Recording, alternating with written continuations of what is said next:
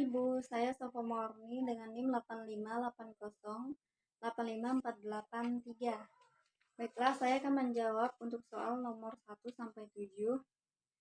Soal yang pertama itu tentang jelaskan pemahaman Anda tentang jurnal nasional dan jurnal internasional.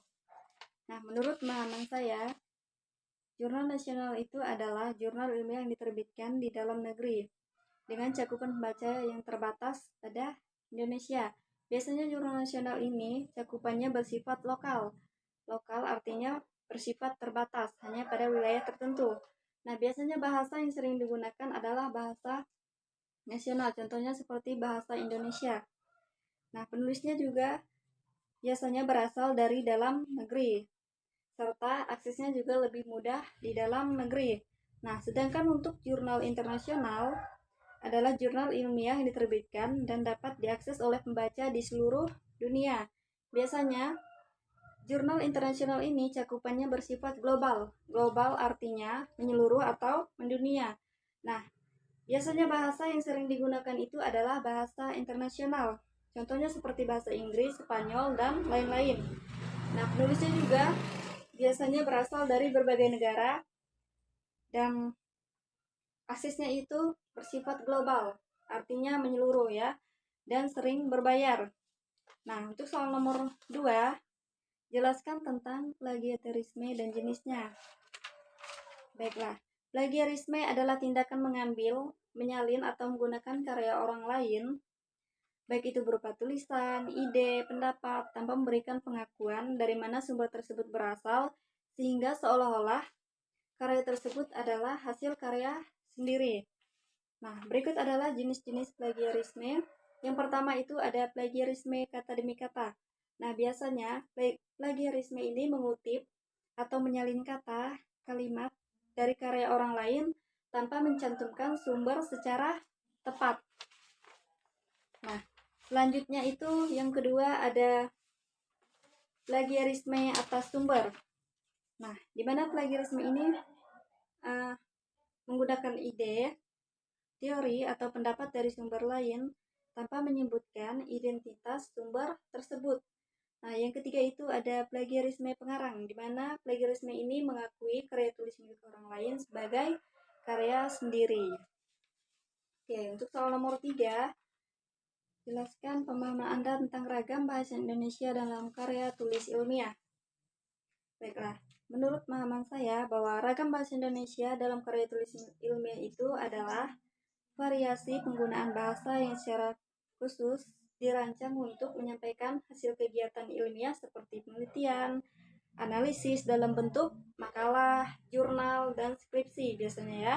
Dan ragam ini sangat berbeda di bahasa sehari-hari atau bahasa sastra karena memiliki ciri-ciri utama sebagai berikut. Yang pertama ada lugas, ringkas, jelas, dan padat, konsisten, serta menggunakan bahasa yang baku. Nah, untuk soal yang nomor 4, jelaskan pemahaman Anda tentang penyuntingan dan langkah-langkahnya. Baiklah, menurut pemahaman saya bahwa penyuntingan atau editing itu dalam konteks karya tulis ilmiah adalah proses memeriksa, memperbaiki, dan menyempurnakan naskah agar layak dipublikasikan dengan memperhatikan aspek isi, bahasa, dan sistematika penulisannya. Nah, berikut adalah langkah-langkah penyuntingan karya tulis ilmiah. Yang pertama itu ada persiapan. Yang kedua ada penyuntingan data. Yang ketiga ada pengorganisasian dan pengonsepan. Yang keempat itu pemeriksaan atau penyuntingan konsep. Nah, yang kelima itu ada penyajian atau pengetikan. Baiklah, untuk soal nomor 5, karya ilmiah adalah satu karangan yang disusun secara sistematis dan bersifat ilmiah. Jelaskan apa yang dimaksud dengan sistematis dan bersifat ilmiah. Baiklah, saya akan menjelaskan apa yang dimaksud dengan sistematis dan bersifat ilmiah. Bersifat sistematis itu berarti karya ilmiah disusun secara teratur, runtut, dan mengikuti pola atau urutan tertentu yang sudah baku, mulai dari pendahuluan, tinjauan pustaka, metode penelitian, hasil, pembahasan, hingga kesimpulan. Nah, semuanya itu harus tersusun sesuai dengan urutan yang logis dan prosedur yang sudah berlaku. Nah, sedangkan apa yang dimaksud dengan bersifat ilmiah Nah, bersifat ilmiah itu adalah memiliki ciri-ciri atau sifat yang sesuai dengan kaidah dan metode ilmu pengetahuan yang sesuai. Sesuatu yang bersifat ilmiah berarti didasarkan pada proses berpikir logis, sistematis, objektif, dan dapat diuji kebenarannya melalui observasi atau eksperimen.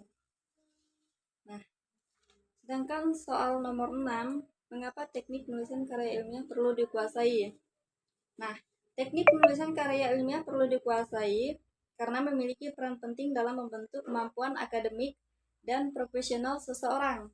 Nah, terutama itu di lingkungan pendidikan yang tinggi dan dunia kerja yang berbasis riset. Berikut adalah mengapa perlunya menguasai teknik penulisan karya ilmiah. Yang pertama itu ada untuk meningkatkan kemampuan berpikir kritis dan analitis. Yang kedua itu ada untuk mengembangkan kemampuan dalam menyampaikan gagasan secara sistematis dan jelas.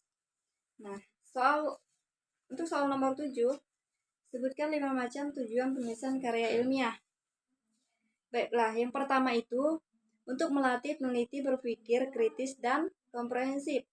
Yang kedua, mengembangkan ilmu pengetahuan yang baru. Nah, yang ketiga, menyebarkan hasil penelitian atau gagasan. Yang keempat, melatih keterampilan dasar penelitian. Nah, yang kelima itu membuktikan potensi dan pengetahuan ilmiah. Oke, sekian jawaban dari saya. Kurang dan lebihnya saya mohon maaf. Terima kasih, Bu.